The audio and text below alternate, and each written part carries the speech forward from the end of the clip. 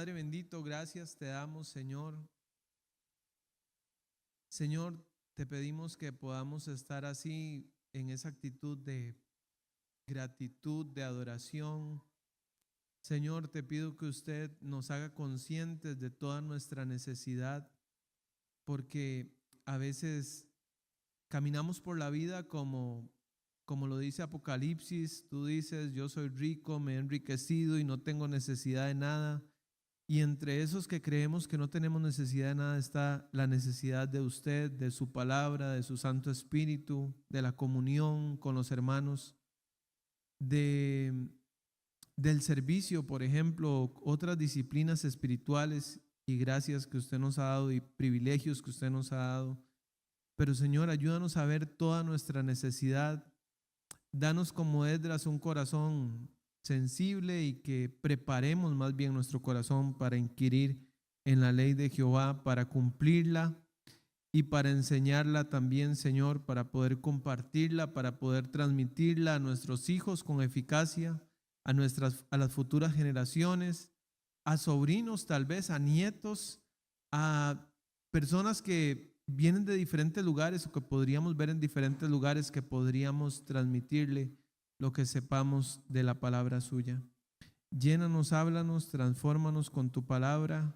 Señor, yo entiendo que usted ha prometido bendecir su palabra y no la homilética, por decirlo así, no la facilidad de expresión que yo pueda tener, Señor. Por eso confío en ti para la renovación espiritual nuestra a través de su Santo Espíritu y de su palabra, en el nombre de Jesús. Amén y amén. Bien, puede sentarse, por favor. Tome su Biblia en Juan capítulo 2.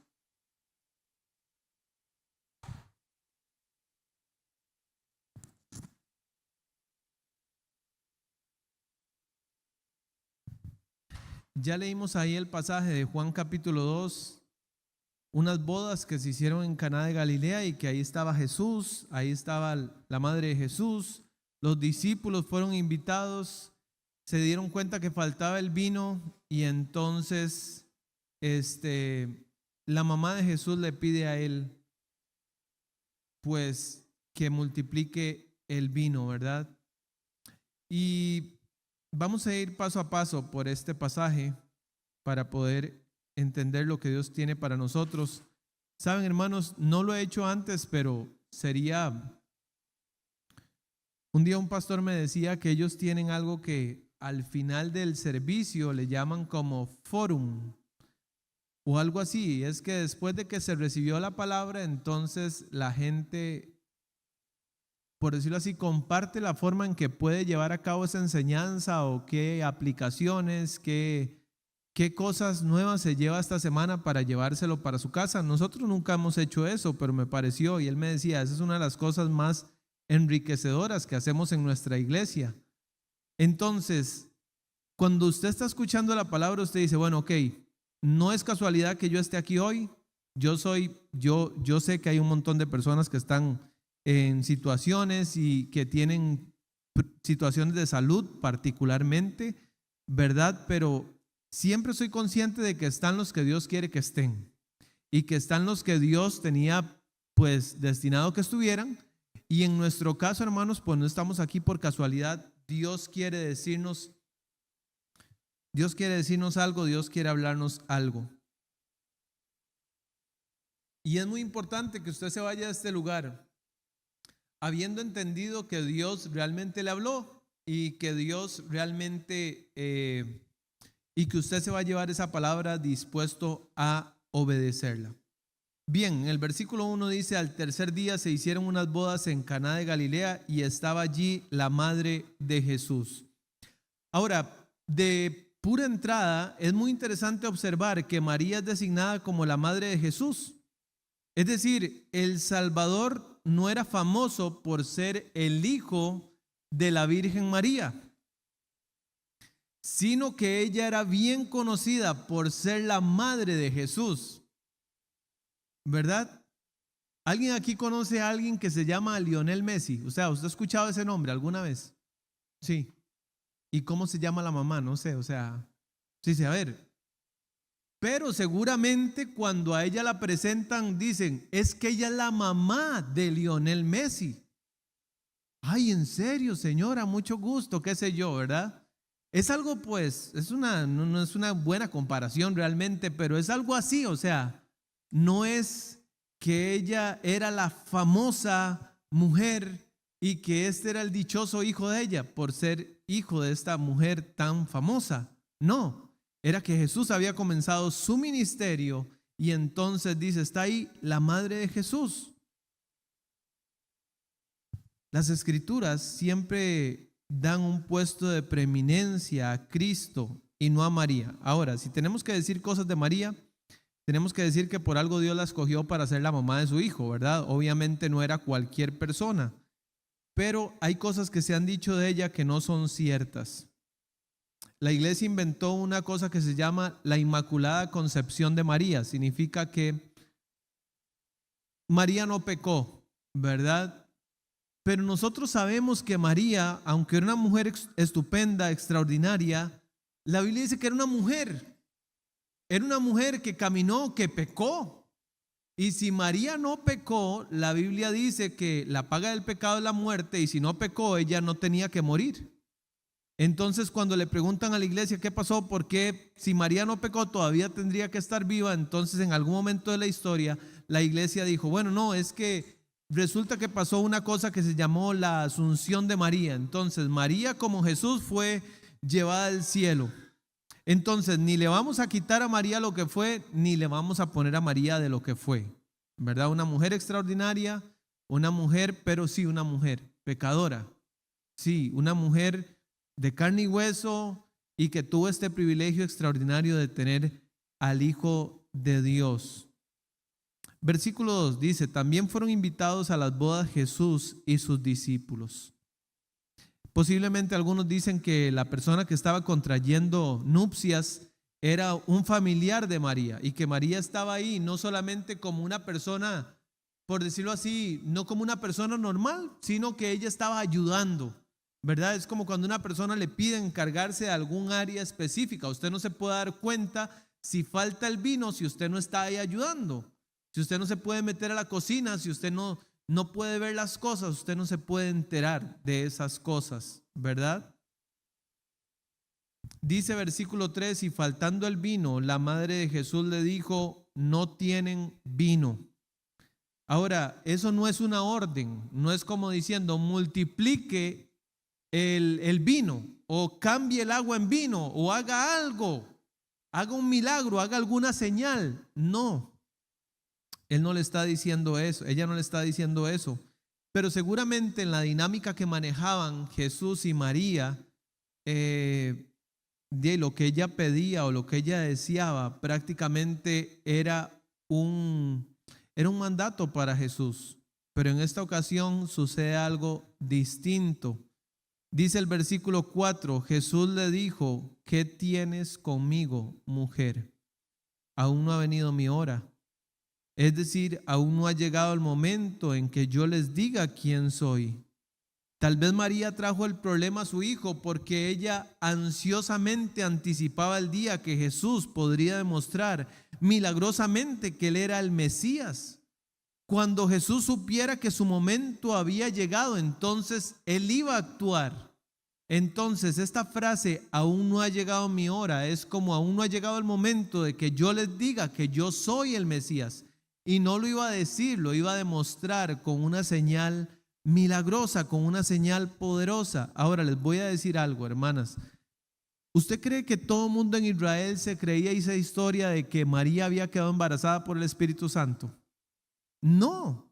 Es decir, María tuvo que lidiar mucho tiempo y muchos años con este estigma de una mujer que decía que había quedado embarazada de cierta manera, así, asá.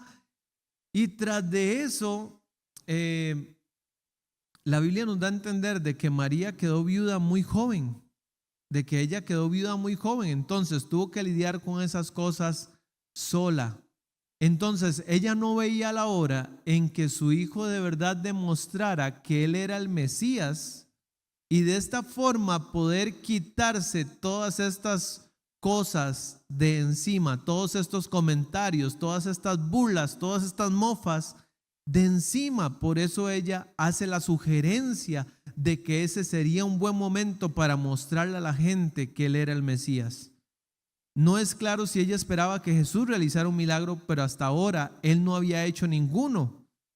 Hay un evangelio que se llama el Evangelio de Pedro, que es un libro apócrifo, por decirlo así. Dice cuando los chicos se enojaban con Jesús, entonces Jesús los convertía en cabras, ¿verdad? Y esos fueron sus primeros milagros, según algunos otros evangelios. Pero ya leímos en Juan capítulo 2, versículo 11, que este era principio de sus milagros. Es decir, este fue la primicia, este fue el primero. Esta fue la primera señal que Dios hizo como Mesías, descartando todo lo que se decía de él con respecto a su niñez o su juventud. Aún así, María sabía mejor que nadie quién era Jesús. Ella era plenamente consciente de su nacimiento virginal y milagroso. Aunque la gente no lo crea, ella sabía lo que había pasado. Ella sabía lo que el ángel Gabriel le había dicho en Lucas 1:31 al 35. Ella había escuchado lo que dijeron los pastores en Lucas 2:8 al 18. Ella escuchó las palabras de Simeón en Lucas 2:25 al 35 y las palabras de Ana. Dice la Biblia en Lucas 2:12 que María estaba poniendo todas estas cosas en su corazón, o ponderando o pesando todas estas cosas en su corazón durante mucho tiempo. Ella había experimentado la vida perfecta y sin pecado de Cristo. Ayer mis hijas se pusieron a hacer un dibujo cada una. Ahí está Jime va para 10 años, y Ari, que va para 8 años, y Niki, que tiene 6 años. Y cada una estaba haciendo un dibujo. Cuando nosotros llegamos al cuadrito de Niki, nos quedamos sorprendidos. Porque era un dibujo perfecto, como hecha por una persona adulta. Estaba perfecto, y usted dice, y nosotros nos quedamos así, y como nosotros nos sonreímos y hicimos ahí algún acto de complicidad, qué sé yo, mi esposa y yo, como diciendo, mira, tenemos un artista en nuestra casa. Entonces Jiménez se puso ahí media celestilla, ¿verdad? ¿Pero por qué? ¿Por qué dicen eso? No sé qué, ¿verdad? Ahora, esto es un área artística, pero usted sabe lo que es tener desde pequeñito una persona que es perfecta, que obedece, que no responde feo, que honra a su padre y a su madre, que si usted le pide hacer algo, va y lo hace encantado. María había visto a Jesús durante 30 años de su vida. También ella podía haber oído el testimonio público que recientemente había dado Juan sobre él. Ya lo estudiamos la semana pasada. He aquí el Cordero de Dios que quita el pecado del mundo. Y ella estaba en parte como desesperada de que Jesús mostrara eso. Su ministerio ya había comenzado y las relaciones terrenales no determinarían sus acciones. María ya no se relacionaría con él como su hijo, sino como Mesías. A ver, yo no sé qué sería, por ejemplo, tener a mi mamá aquí, pero digamos, si mi mamá estuviera aquí, en alguna forma ella sería mi mamá y en alguna forma yo sería su pastor. Entonces, en alguna forma yo tendría que estar obedeciendo como hijo, pero también ella de alguna forma obedeciendo como oveja, por decirlo así. Entonces, un momento de quiebre, un parteaguas en la vida de Jesús, y fue precisamente este momento.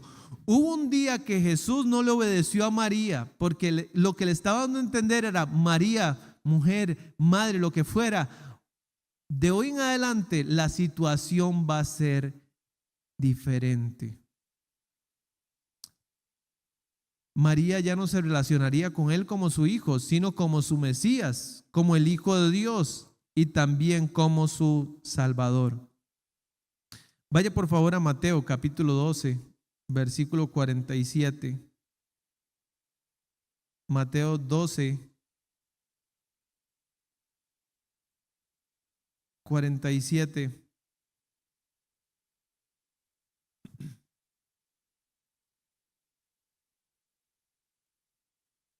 Y le dijo uno: he aquí tu madre y tus hermanos están afuera y te quieren hablar. Hay alguna gente que interpreta esto, hermanos, como parientes. No hay forma por qué entenderlo así, sino que Jesús también tenía hermanos. O sea, José y María habían tenido hijos después de Jesús.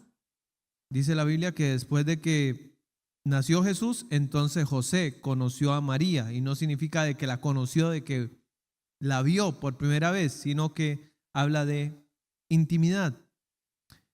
Dice: respondiendo él al que le decía esto, dijo: ¿quién es mi madre y quiénes son mis hermanos? Y extendiendo su mano hacia sus discípulos, dijo: he aquí mi madre y mis hermanos, porque todo aquel que hace la voluntad de mi Padre que está en los cielos, ese es mi hermano y mi hermana y mi madre.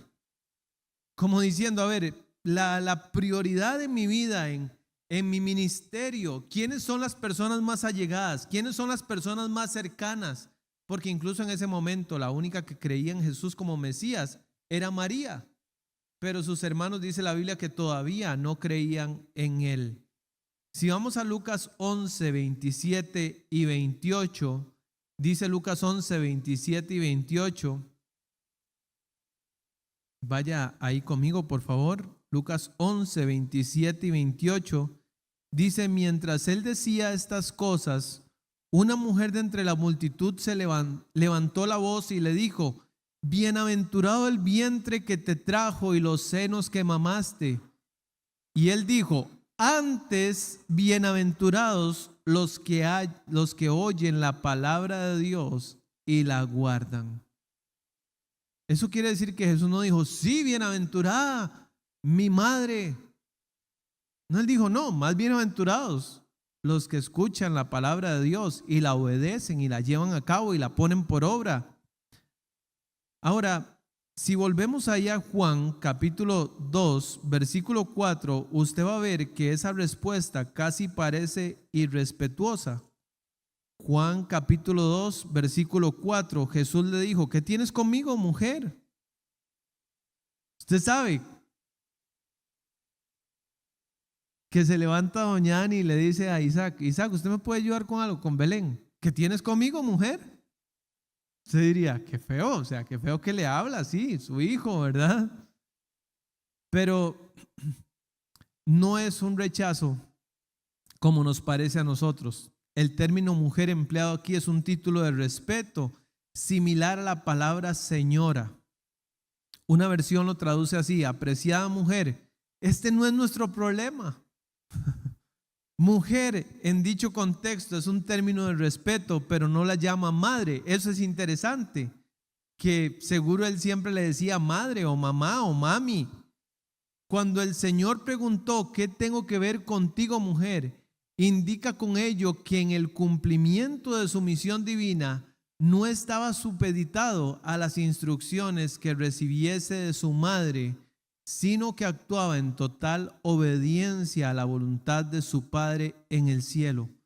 Jesús quería hacer énfasis en que ahora, el comienzo de su ministerio, él tenía una relación diferente con María.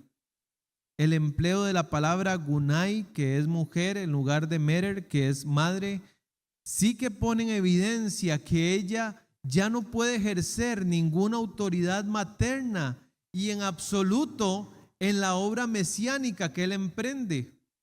O sea, si Jesús hubiera dicho lo que le hizo su mamá en ese momento, seguramente veríamos a María en todas las demás historias de la Biblia. Pero María entendió que ella no tenía que estar ahí, que no era su misión ni era su deber, y que más bien, si estaba con Jesús siempre, iba a sentir la tentación de estarle diciendo qué hacer, y Jesús sabía qué hacer. Jesús es Dios.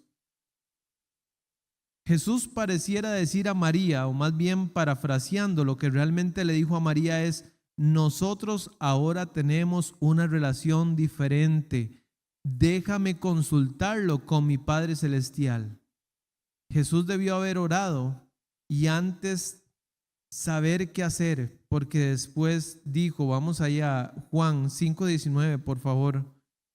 Entendemos, hermanos, que Jesús escuchó lo que María le sugirió, pero Jesús fue y oró y le preguntó a María, perdón, a Jesús, a Dios, su Padre, ¿qué hacer? Juan 5:19. ¿Están ahí? Respondió entonces Jesús y les dijo, de cierto, os digo, no puede el Hijo hacer nada por sí mismo, sino lo que ve hacer al Padre, porque todo lo que el Padre hace, también lo hace el Hijo igualmente. No puede el Hijo hacer nada por sí mismo. Es decir, Jesús sabía que Él no venía a este mundo para hacer su voluntad, sino la voluntad del Padre. Y Él se preocupaba por escuchar la voluntad del Padre. Hermanos, vean, esto es una enseñanza muy importante, porque si Jesús, siendo omnisciente, siendo perfecto, siendo creador, igual al Padre, la Biblia dice en Efesios 2 que el cual, siendo igual a Dios, no estimó eso como algo a que aferrarse, sino que se despojó, pero igual, lleno de conocimiento, lleno de sabiduría, lleno de poder, y aún así consultaba cada paso que Él daba con Dios. Preguntaba cada cosa que Él hacía a Dios. Yo le voy a decir una cosa y que es algo triste, pero nosotros los seres humanos hacemos cosas, tomamos decisiones independiente de Dios y adivine qué sigue después. El reclamo. Dios, ¿por qué me fue mal en eso que hice? ¿Por qué usted no me bendijo en eso que hice? Señor, es que de verdad usted tenía que estar respaldando todo lo que yo hacía. Y eso tenía que salir bien. Proverbios 19:3 dice así: la insensatez del hombre tuerce su camino, y luego contra Jehová se irrita su corazón.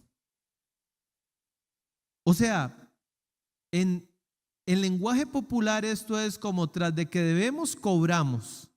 Porque tras de que tomamos una decisión sin consultar a Dios, después vamos a Dios a reclamarlo porque esa decisión salió mal. Pero no era así Jesús, era cada pequeña cosa, cada pequeño paso, cada pequeña decisión, Él iba y lo consultaba al Padre. Juan 5:30, Él dice, no puedo hacer nada por mí mismo. Usted tal vez agarraría a Jesús de los hombros y usted le diría, pero tú eres el Todopoderoso, tú eres el gran yo soy, tú eres el admirable consejero, Dios fuerte, Padre eterno, príncipe de paz, tú puedes hacerlo todo por ti mismo, hágalo. Pero Jesús está diciendo, no, yo no puedo hacer nada por mí mismo, porque no busco mi voluntad, sino la voluntad del que me envió.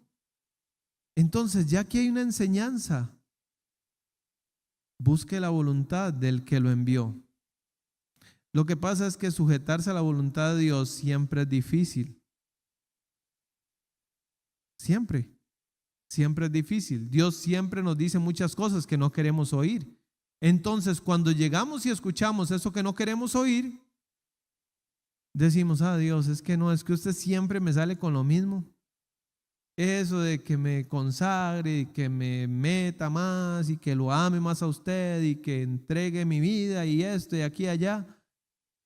Dígame otra cosa, dígame que me voy a hacer rico y que yo voy a ser próspero y que voy a hacer aquí y que voy a hacer allá. Juan 8:28. Cuando hayáis levantado al Hijo del Hombre, entonces conoceréis que yo soy y que nada hago por mí mismo, sino que según me enseñó el Padre, así hablo. Nada hago por mí mismo. Juan 8:29. El que me envió conmigo está. No me ha dejado solo el Padre, porque yo hago siempre lo que le agrada. Qué bonito, ¿verdad? Poder decir, yo hago siempre lo que le agrada. Ahora, obviamente Jesús como hijo, por ejemplo, podría ser que en algún momento lo que Dios quería que él hiciera no coincidiera con lo que María quería que él hiciera. Entonces Jesús fue y le consultó a Dios si él quería que él proveyera vino para esa boda y Dios le dijo sí. Pero si Dios le hubiera dicho que no, entonces seguro María se hubiera quedado ahí media sensible, ¿sí o no? Mira, yo le dije a Jesús que hiciera vino y no hizo vino. Qué raro. Siempre ha sido tan obediente. Él siempre ha sido tan dispuesto. A partir de la caída, los pecadores rebeldes, nosotros siempre hemos buscado autonomía de Dios, rechazándole y poniéndose a sí mismos en el centro, en el corazón de la mayoría de los sistemas de creencias humanistas. Existe la creencia errónea de que la verdad está en usted. Busque la verdad dentro de su corazón, siga su corazón. ¿Ha escuchado esa frase? Siga su corazón. Nada más, escuche qué quiere usted. ¿Sabe qué quiere su corazón? Quiere el mal. Y es un versículo muy añejo, por decirlo así, muy conocido. Que la Biblia dice que nuestro corazón es engañoso y perverso y que nadie lo puede conocer. Entonces, no siga su corazón. ¿Usted quiere hacer algo? Vaya y pregúntele a Dios. Vaya y consúltelo a Dios. Versículo 5, Juan 2:5. Su madre dijo a los que servían: haced todo lo que os dijere. Ahora, podemos ver ahí que María estaba encargada de algo de la boda, porque si ella le dice a los que sirven que le hagan caso a Jesús, algo tenía que ver en esta organización. Pero cuando Jesús le dijo a María, María, o madre, o mujer, como decir, pare, porque yo ahora tengo que hacer la voluntad de mi padre y no solo la voluntad de mi madre. Entonces como que ella entendió la frase que él usó, y entonces aquí en este contexto de convertir agua en vino y todo el asunto, o hacer un milagro, lo que fuera que María quería que hiciera Jesús, ella le dice a los sirvientes: hagan todo lo que él les diga. Pero obviamente estas palabras podrían aplicarse a cualquier contexto. Siempre deberíamos hacer lo que él nos dice, ¿cierto? No solamente si hay que compartir comida o no, siempre debemos hacer lo que Cristo dice. Versículo 6, y estaban allí 6 tinajas de piedra para agua, conforme al rito de la purificación de los judíos, en cada una de las cuales cabían 2 o 3 cántaros. En Marcos 7:3 se explica la función de estas grandes tinajas. Si usted quiere, vamos a Marcos 7:3, por favor.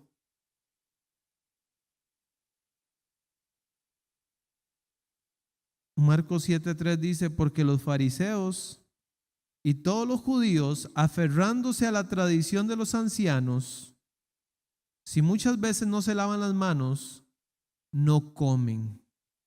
Entonces, ¿para qué estaban ahí las 6 tinajas de piedra? Porque ellos tenían esta costumbre de lavarse las manos 50,000 veces. Toqué un zancudo, uy, no es posible que toqué algo que tocó un zancudo. Entonces, uy, no, qué feo. Y se iban y se lavaban las manos, y todo era de lavarse las manos todo el día, lavarse las manos todo el día. No había llegado el lema gota a gota, el agua se agota. Pero el punto aquí es que una medida era equivalente a unos 32 litros. Y por ello, cada tinaja podía contener entre 65 y 90 litros. Entonces, usted tiene que multiplicar 90 litros por 6 tinajas. ¿Quién es bueno así en matemática? Ok, 540 litros. Jesús convirtió en vino 540 litros. A veces decimos, mira, Jesús convirtió en agua un topercillo de esos, o un iglú, ¿me entiende? Un iglú que pueden caberle, no sé, 18 litros. No, estamos hablando de 540 litros. ¿Y por qué se menciona este detalle? Hermanos, claramente para hacer resaltar la naturaleza grande del don de Cristo. Si usted está preocupado por el mañana, si usted dice, mira, ¿y si yo quedo viuda? ¿Y si yo me enfermo? ¿Y si viene otra pandemia? ¿Qué hacemos? Jehová es mi pastor, ¿y qué dice? nada me faltará. Nada me faltará. ¿Para qué se menciona todas las tinajas que había? Para que podamos decir, wow, Dios cuando hace algo lo hace en grande. Versículo 7, y Jesús les dijo, llenad estas tinajas de agua, y las llenaron hasta arriba. Eso era como para hacer constatar de que él no iba a hacer trampa, de que no le iba a echar, qué sé yo, harina, ni le iba a echar masa, ni le iba a echar pasas, ni le iba a echar levadura, ni les iba a echar nada. Simplemente todas las tinajas fueron llenadas hasta arriba. Canela, está rico, no, hombre, es buenísimo. Y tal vez una persona que sí sepa dice, no, hombre, eso que les echan canela, eso es café más malo, qué sé yo. Entonces Jesús dijo, sáquenlo, llévenlo al que sabe, llévenlo al que conoce. Versículo 9, cuando el maestresala probó el agua hecha vino, sin saber él de dónde era, aunque lo sabían los sirvientes que habían sacado el agua, llamó al esposo y le dijo, todo hombre sirve primero el buen vino, y cuando ya han bebido mucho, es decir, cuando ya están ebrios, entonces el inferior, mas tú has reservado el buen vino hasta ahora. Mejor vino que yo he probado. Este vino es extraordinario, es simplemente perfecto. Ahora, si vamos a hablar de la conveniencia de usar vino o no, yo creo que ya lo vimos hace unas semanas que estábamos hablando de no dado al vino. Dijimos que decía la Organización Internacional de la Salud, la Organización Mundial de la Salud, perdón, que decía IAFA, ¿cuánto vino ocupa usted para estar saludable? ¿Cuánto recomiendan las organizaciones de salud del mundo para que usted pueda ser una persona saludable? ¿Cuánto es indispensable el vino en el mundo? Cero, no se ocupa, no se necesita. Si el vino se acaba ahorita, pues no sé, alguno morirá quizás de la tristeza, pero en realidad yo creo que la mayoría, nadie se va a morir. Como alguien lo ha dicho de manera poética, las inconscientes aguas vieron a su Dios y se ruborizaron y se convirtieron en vino.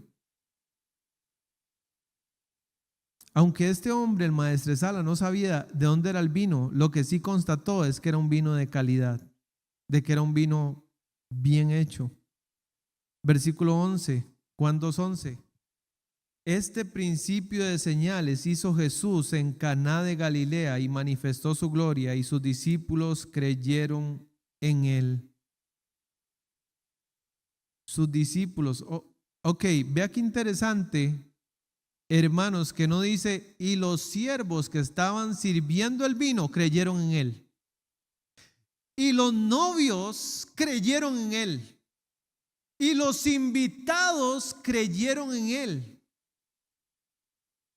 No, dice, y los discípulos creyeron en él.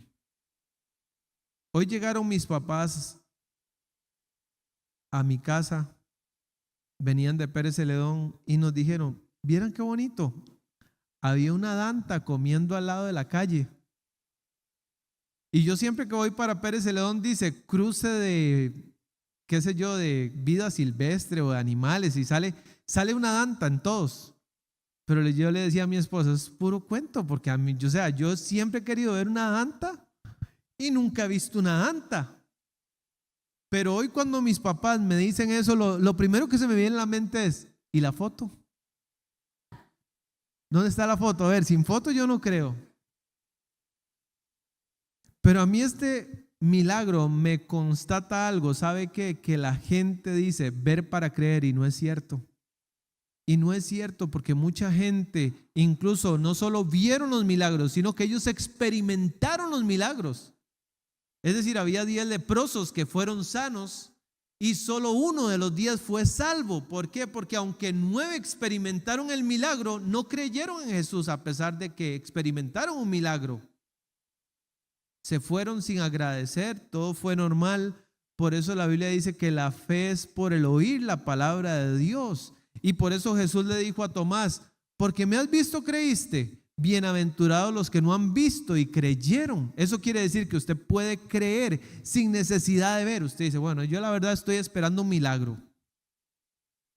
Que hoy Dios me convierta la maleza del patio en mano de piedra con hongos, qué rico. Usted dice, si Dios me hace eso para el almuerzo, yo le creo a Él. Mentira. Yo escuché a mis papás y yo me imaginé la anta ahí comiendo y yo dije, no tienen por qué mentirme. Yo creo que me están diciendo la verdad. Y en 1000 viajes que ha hecho mi papá de Pérez León a San José, nunca ha visto una anta, pero la vio hoy. Entonces, es escuchar y creer. Jesús selecciona 8 milagros en su evangelio, Juan, mediante los cuales Él demuestra la deidad de Jesucristo. Y de los cuales, este es el primero. Hemos pasado ahora del testimonio de Juan el Bautista, que vimos la semana pasada, he aquí el Cordero de Dios que quita el pecado del mundo, al testimonio de las obras de Cristo. Y entonces la fe de sus discípulos, dice la Biblia, que se vio grandemente fortalecida. A ver, yo les pregunto una cosa, ¿los discípulos ya no creían? O sea, ¿creían ya antes de este milagro? Sí, ya creían. Lo que da a entender no es que comenzaron a creer a partir de este milagro, sino que la fe de ellos fue fortalecida a partir de este milagro. Cuando Andrés halló a Pedro, le dijo, hemos hallado de quien dicen las Escrituras que es el Mesías. Él creía ya que era el Mesías. Pero cuando él hizo este milagro, Andrés se llenó de una convicción, como diciendo, estoy siguiendo a la persona correcta. Yo creía que es el Mesías. Ahora estoy más seguro que es el Mesías. Estoy más seguro que él es el Mesías. Versículo 12, después de esto descendieron a Capernaum. ¿Quiénes? Él, sus discípulos y todos los demás que creyeron en Caná. ¿Dice eso? No. Dice, descendieron a Capernaum, él, su madre, sus hermanos y sus discípulos. Nada más. Y estuvieron allí no muchos días. Sorprende que Jesús al parecer salió de Caná solo con los discípulos que habían ido con él, a pesar de haber realizado un milagro, como no se había visto desde cuando Dios creó la harina y el aceite en tiempos de Elías y Eliseo. La deducción obvia de este milagro es que Jesús era el Mesías, pero se les escapó a ellos la deducción obvia. Vieron la señal, pero no hacia dónde apuntaba esa señal. Y es como lo hace Satanás con muchas personas. Dice 2 Corintios 4:4. Dice así.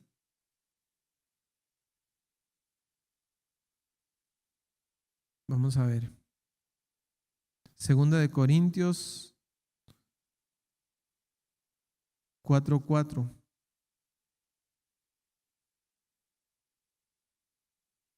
En los cuales el Dios de este siglo cegó el entendimiento de los incrédulos para que no le resplandezca la luz del evangelio de la gloria de Cristo, el cual es la imagen de Dios. Qué triste, porque estas personas que estaban ahí no pudieron atribuirle a Jesús como Mesías ese milagro. Sin embargo, sus discípulos confirmaron su fe en él.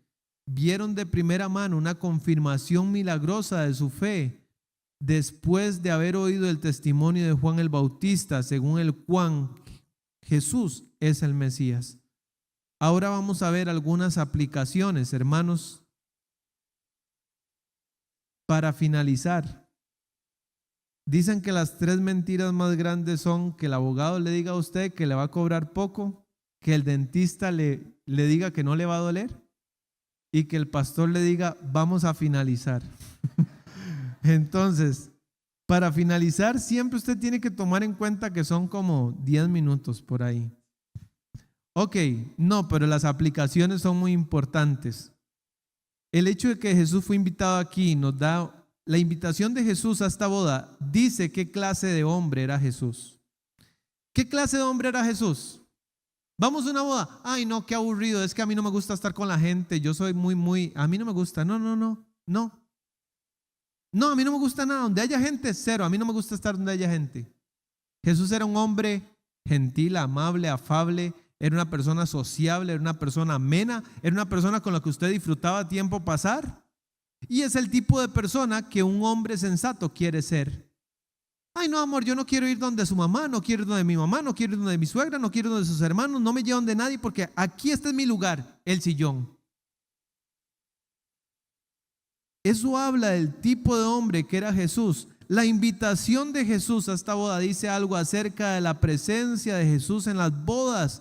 Jesús viene a un matrimonio y da allí su bendición para que sepamos que la vida de nuestra familia está bajo su cuidado. Dios va a las bodas porque Él se complace en las bodas. Dios se complace en las bodas. Ahora hay otras formas que a Dios no le agradan.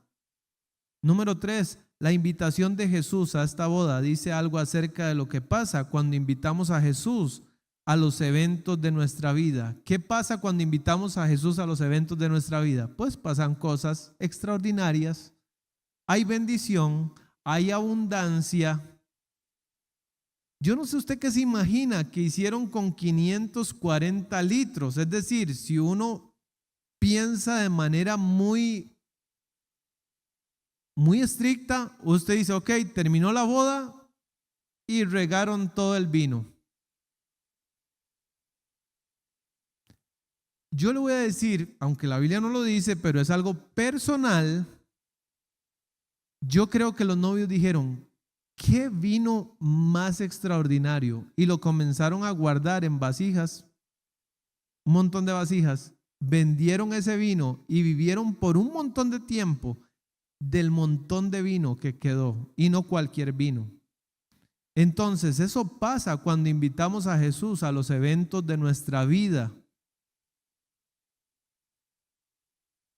Cristo aparece en este pasaje como aplicación número 4, el que honra el lazo matrimonial.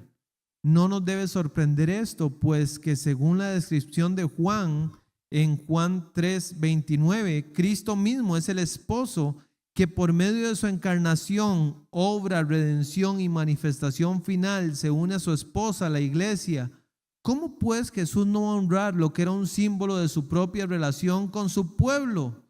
Dios ama eso. Número 5, Él derrama sus dones pródigamente, sin restricción. Naturalmente, el que provee con tanta abundancia en el campo físico no será menos generoso en el campo espiritual. ¿Recuerda qué le dijo Dios a David cuando adulteró con Betsabé? Le dijo, pero David, ya yo le había dado a usted todo. Y si usted me hubiera pedido cualquier otra cosa, yo no se la hubiera dado. Entonces, yo me agarro mucho de esa palabra, por decirlo así, que Dios le da a David, porque usted dice, a ver, yo ya tengo tanto, pero si usted siente que algo le falta, pídaselo. Porque Dios es muy bueno. No vienen cosas pequeñas de una mano grande. Aquel cuyo amor infinito se hace efectivo por medio de su poder igualmente infinito. Aquel que en consecuencia es el Hijo de Dios lleno de gracia y de gloria. Quiero que se imagine esto. Metemos a los 10 más grandes científicos que tiene ahorita el mundo. Los metemos en un laboratorio y les pedimos de la nada hacer 3 granitos de arena. Metemos a los 10 científicos más estudiados, a los más capaces del mundo en un laboratorio donde no hay nada, y les pedimos hacer 3 granitos de arena. No tienen nada. Adivine qué va a salir de ahí. Nada. Porque la nada no puede producir algo. Y el único que puede producir algo de la nada es Dios, nada más. Entonces, así como para usted es imposible hacer un granito de arena, como para usted es imposible, hay unas hormigas en mi casa que ya me tienen harto, pero Pero usted dice, a ver, yo podría hacer una hormiga de esas, ve, esta hormiga, ¡pic! Y usted así tan fácil la puede matar, pero usted no la puede hacer. Usted podría usar toda su vida para intentar hacer una hormiga que se mueva como una hormiga así chiquitita y no lo va a lograr.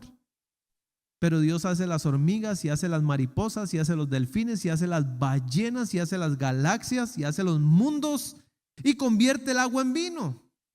Y hace todo de la nada. Es manifestado que un milagro prueba el poder de trabajo de cada milagro. Si Cristo puede convertir el agua en vino por su voluntad, Él puede hacer todo. Amén. Todo y cualquier cosa.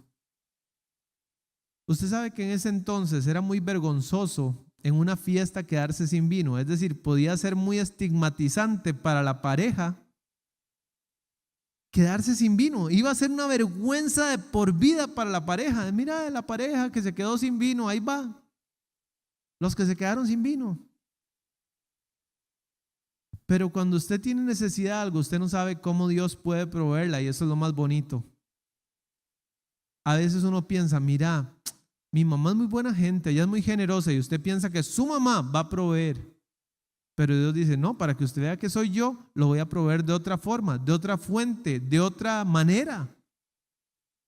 Pero un milagro de Dios nos recuerda que Él tiene el poder para otro milagro. Si Jesús alguna vez ha ejercitado su poder por encima de lo natural, nosotros debemos estar preparados para creer que Él lo puede hacer otra vez.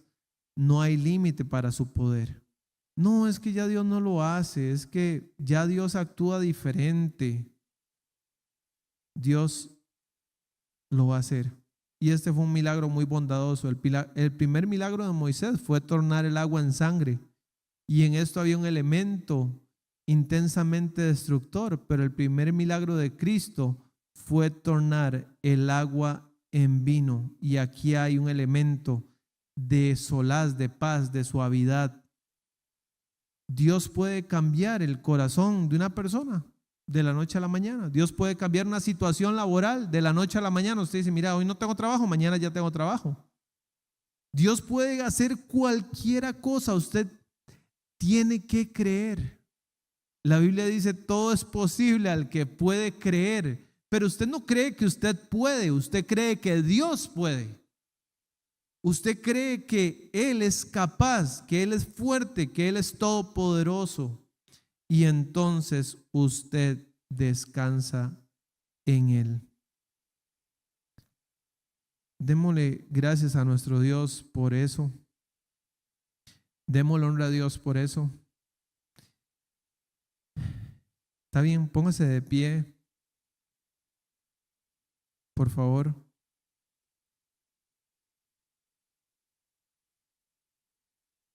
En esta historia hay muchas lecciones.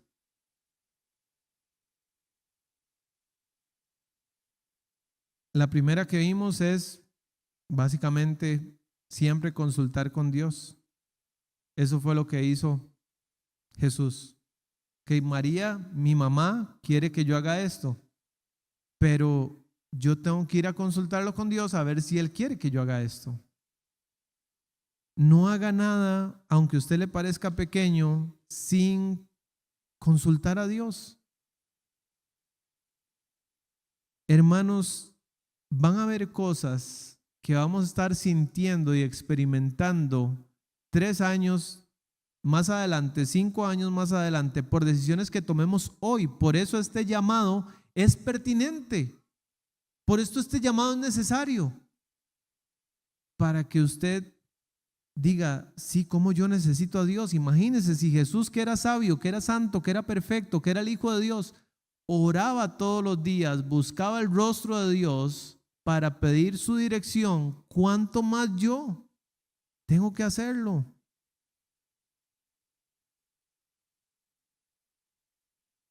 Bueno, en realidad en esta enseñanza hay muchas lecciones.